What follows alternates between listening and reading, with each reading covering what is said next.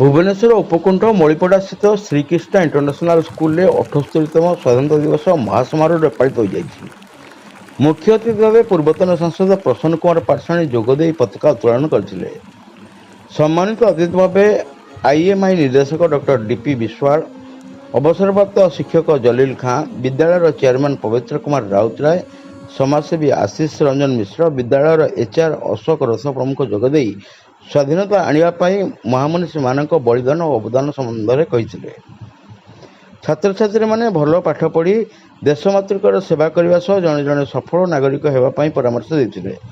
ଏହି ମହୋତ୍ସବରେ ସ୍କୁଲର ଛାତ୍ରଛାତ୍ରୀମାନେ ବିଭିନ୍ନ ପ୍ରକାର ପ୍ୟାରେଡ୍, ନାଚ ଗୀତ, କ୍ଷୁଦ୍ର ନାଟକ, ଝାନ୍ସିରାଣୀ ଲକ୍ଷ୍ମୀବାଇ ପ୍ରଦର୍ଶନ କରିଥିଲେ।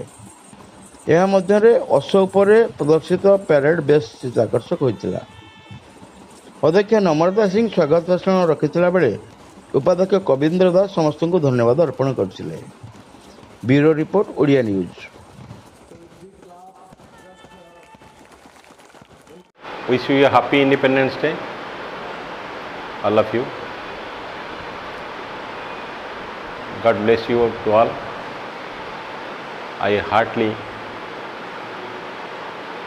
welcome to all my kids,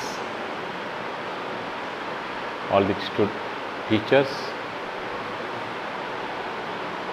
and I pray to God everyone is enjoying his time and independence till the